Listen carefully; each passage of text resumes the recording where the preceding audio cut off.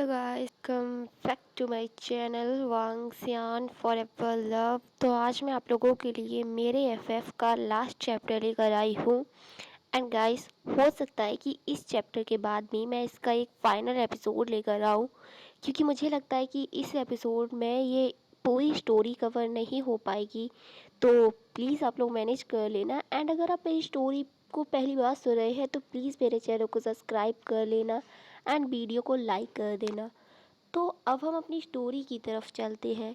जैसा कि हमने प्रीवियस वीडियो में देखा था, कोई नहीं जानता कि वींग ने किस रीज़न से मैं रोहान से कहा था कि वो सारे लोगों को वींग को अपना बेटा कहकर इंट्रोड्यूस कराए।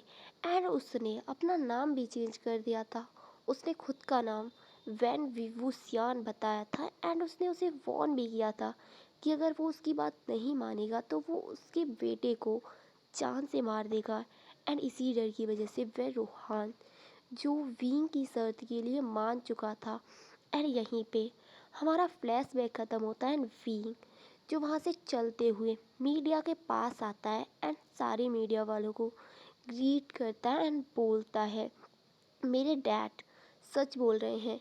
मैं नहीं चाहता था कि लोग मेरे बारे में जाने। मैं खुद की पहचान बनाना चाहता था। एंड जैसा कि आज आप सब लोग मुझे वींग के नाम से जानते हैं, लेकिन मेरे भाई की डेथ के बाद मैं नहीं चाहता मेरे फादर को सारी चीज़ें अकेले हैंडल करनी पड़े।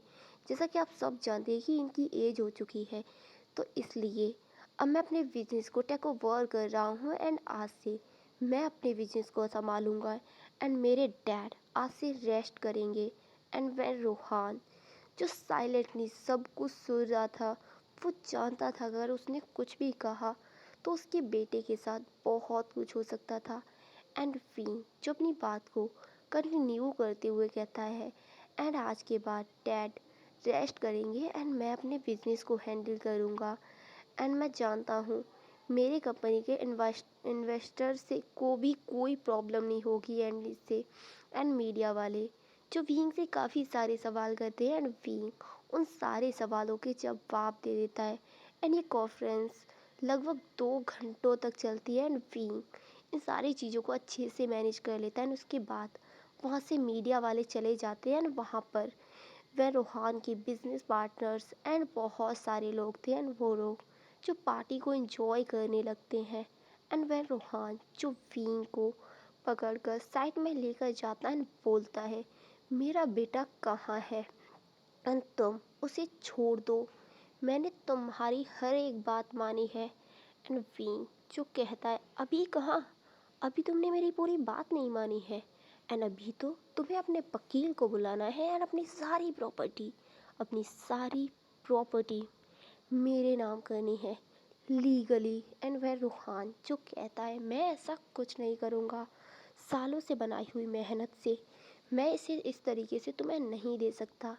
एंड वीन जो गुस्से में बोलता है, मेहनत, तुमने लोगों को मार कर ये सब बनाया है, लोगों से छीन कर बनाया है, ये मेहनत से नहीं बनाया। और हाँ, अगर तुम्हें तुम्हारी प्रॉपर्टी चाहिए तो बेटे को भूल जाओ।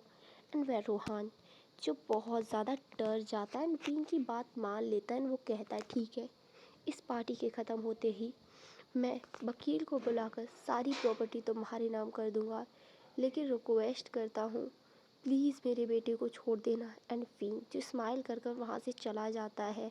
एंड उसके बाद वो उस पार्टी को एंजॉय करने लगता है। एंड ये पार्टी फुल नाइट चलती है। एंड मॉर्निंग में वी जो वांग जी के घर जाता है एंड वो देखता है तो वांग जी अब तक नीचे नहीं आया था। तो वींग उसके रूम में जाकर देखता है तो वांग जी एक चेयर पे बैठा हुआ था एंड वो वींग का वेट कर रहा था। एंड वींग जैसे ही अंदर आता है एंड वांग जी जो अपनी चेयर से उठता है एंड वींग को एक बॉल पे पुश करता है एंड उसे किस करने लगता है।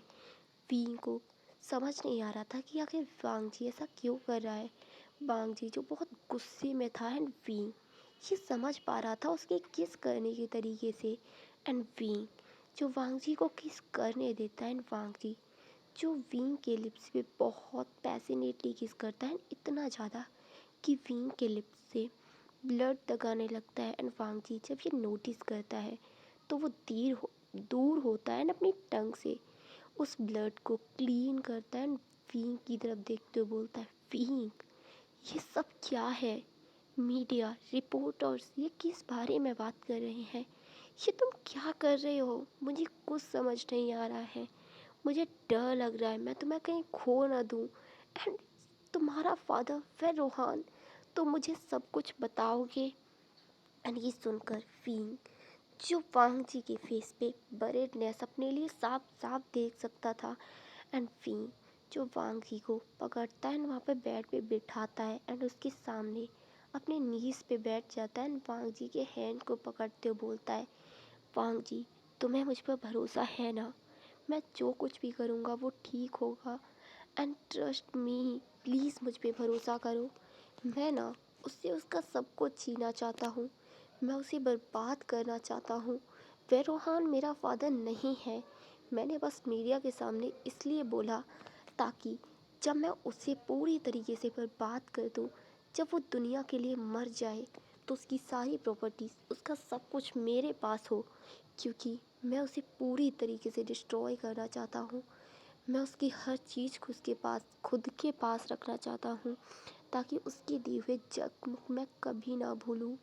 एंड वांग जी ये सब सुन रहा था एंड बोलता है, वींग मैं नहीं चाहता कि इन सारी चीज़ों को तुम फुल लाइफ याद रखो, क्योंकि अगर तुम इन सब चीज़ों को पूरी ज़िंदगी याद रखोगे तुम्हें तकलीफ़ होगी। तुम इन सारी चीज़ों से हर रोज़ गुजरोगे और हर रोज़ उदास होगे और मैं तुम्हें ऐसे नहीं देख सकता। एंड वींग जो तन वांग जी के लैब में बैठ जाता है बोलता है, वांग जी मैं जो कुछ भी कर रहा हूँ वो ठीक है, गलत नहीं है। प्लीज़ मुझ पे ट्रस्ट करो, कुछ भी नहीं होगा। एंड वांग जी जिसे बहुत ज़्यादा टेंशन हो रही थी वींग के लिए, लेकिन वो वींग के आगे हार जाता है। वो समझ चुका था वींग जो पूरी तरीके से बदल चुका है। वो एक ऐसा पर्सन बन गया है जो अपनी जिद पूरी कर सकता है, जो अपनी जिद को पूरा करने के लिए कुछ भी कर सकता है। वांग जी जो अपने मन में सोच रहा था, वो पर्सन कहाँ चला गया है जिससे उसे प्यार था, जो इन सारी चीज़ों से दूर रहा करता था, जिसे डर लगता था खून खराबा, लोगों को मारना, धोखाधड़ी, इन सब चीज़ों से। मुझे मेरे वींग से प्यार है, मुझे ये वींग नहीं चाहिए, प्लीज़ मुझे मेरा वींग लौटा दो। एंड तभी वींग जो वांग जी को इस तरीके से सोच में डूबा हुआ देखकर उसके चीक्स पे अपना हाथ रखते हुए बोलता है, वी वांग जी तुम क्या सोच रहे हो? एंड वांग जी जो अपना नाम है सिर हिलाता है एंड बोलता है, वींग प्लीज़ ये सब ख़त्म करो, मैं अपने वींग को मिस कर रहा हूँ, मुझे ये वींग नहीं चाहिए। मैं उस वींग से प्यार करता हूँ जिससे मैं पहली बार मिला था, प्लीज़ ये सब जल्दी ख़त्म करो। एंड ये कहकर वांग जी उस रूम से बाहर निकल जाता है। एंड वी जो वांग जी को देख सकता था कि वो कितना ज़्यादा परेशान है, एंड वी जो अपने मन में कहता है, आई एम सॉरी वांग जी, मैं ये नहीं करना चाहता था, लेकिन तुमने ही कहा था कि अगर कुछ पाना है ना तो सब कुछ कर गुजरना होगा, और मैं तुमसे वादा करता हूँ बहुत जल्द मैं वापस आऊँगा, बहुत जल्द तुम्हारा विंग तुम्हारे पास होगा। एंड ये कहकर विंग भी वहाँ से आ जाता है एंड वो दोनों साथ में ब्रेकफास्ट करते हैं। एंड ऐसे ही कुछ दिन बीतने लगे थे एंड धीरे धीरे टाइम जो गुजरने लगा था एंड 1 मंथ जो क्लियर हो चुका था। एंड इससे 1 महीने में विंग ने वह रूहान का पूरा बिजनेस खुद हैंडल कर लिया था। लोग बेन रोहान के बेटे की डेथ को भूल चुके थे। एंड दूसरी तरफ बेन रोहान जो हर रोज़ भी से विनती करता था उसके बेटे से मिलने की, लेकिन एक दिन न्यूज़ में खबर आती है कि बेन रोहान एक पहाड़ी से गिरकर मर चुका है। एंड ये न्यूज़ जब वांग जी देखता है तो वो शॉक रह गया था पूरी तरीके से, उसे नहीं पता था कि ये सब कैसे हो गया। एंड वांग जी जो वींग को फ़ोन करता है एंड बोलता है, वींग तुमने न्यूज़ सुनी? वह रोहान जिसकी कार पहाड़ी से नीचे गिर चुकी है एंड लोगों का कहना है वो मर गया है। एंड वींग ये सुनता है तो बोलता है, हाँ वो मर चुका है, एंड अब उसके बेटे की बारी है। तुम्हें एक सरप्राइज़ देना है वांग जी, प्लीज़ अपने फार्म हाउस पे आ जाओ। मुझे तुम्हें कुछ दिखाना है। एंड ये कहकर विंग जो फ़ोन रख देता है एंड वांग जी जो अपने फार्म हाउस पे जाता है एंड वो देखता है तो वह रोहान जो अनकॉन्शियस एक चेयर पे बंधा हुआ था एंड वह रोहान का बेटा जो अधमरी हालत में वहीं ज़मीन पे पड़ा हुआ था। एंड विंग जो वह रोहान के सामने चेयर पे बैठा हुआ था एंड उसके हाथ में एक नाइफ था। एंड वांगी जब विंग को एंड वह रोहान को ऐसे देखता है तो वो शॉक रह गया था। उसे नहीं समझ आया कि ये सब क्या है, क्या चल रहा है यहाँ पर। एंड वांग जी जो विंग के पास आता है एंड बोलता है विंग ये यहाँ कैसे, इसका तो एक्सीडेंट हो गया था, ये गिर के मर चुका था। एंड विंग जो वांग जी की तरफ देखते हुए बोलता है वांग जी ये मरा नहीं है या फिर मर गया है, शायद ये दुनिया के लिए मर गया है लेकिन मेरे लिए ये जिंदा है क्योंकि मैं इसे इतनी आसान मौत नहीं देना चाहता। इसे मैं टॉर्चर करना चाहता हूँ, इसे तड़पाना चाहता हूँ एंड इसकी की हुई हर गलती की सज़ा देना चाहता हूँ। वांग जी अब विंग के हाथ आँखों में रिवेंज नहीं एक पागलपन देख पा रहा था, एक ऐसा पागलपन जो वांग जी कभी विंग के अंदर नहीं देखना चाहता था। एंड विंग तभी वह रोहान के पास जाता है उस नाइफ को उसके हाथ में गाड़ देता है जिसकी वजह से वह रोहान जो अनकॉन्शियस था उस पेन की वजह से अचानक से होश में आ जाता है और उसके माउथ से एक बहुत ज़ोर से चीख निकलती है और उसे इस तरीके से चीखते हुए देखकर वी जो पागलों की तरह हंसने लगता है। वी को इस तरीके से देखकर वांग जी जो पूरी तरीके से कांप चुका था, उसे नहीं समझ आया था कि उसके प्यार को क्या हो गया है, वो ऐसा कैसे हो गया, वो इतना कैसे बदल गया। एंड वी जो पागलों की तरह वह रोहान को मार रहा था, उसे टॉर्चर कर रहा था, उसके बेटे को मार रहा था, बोल रहा था तुमने जो मेरे साथ किया है उसकी सज़ा तुम्हें पूरी ज़िंदगी भुगतनी होगी, तुम मरोगे भी नहीं और ज़िंदा भी नहीं रहोगे।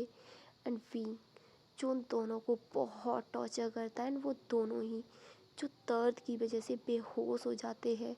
एंड वी जो ठंडा पानी उठाता है उन दोनों के ऊपर उठाकर फेंक देता है एंड उस रूम से बाहर निकल जाता है। एंड वी वांग जी जो सदमे में खड़ा हुआ बस वहाँ जो कुछ भी हो रहा था उसे देख रहा था। एंड वी जो बाहर आता है एंड वो एकदम नॉर्मल बिहेव कर रहा था जैसे अब तो कुछ हुआ ही ना हो। उसकी बॉडी पे लगा हुआ सारा ब्लड का साफ करता है एंड वांग जी के पास आकर उसे हक कर लेता है, उसके लिप्स पे किस करते बोलता है डार्लिंग। वांग जी देखा, मैंने उन सारे लोगों को बर्बाद कर दिया जो मेरी बर्बादी के जिम्मेदार थे। एंड वांग जी जो बस शॉक में था।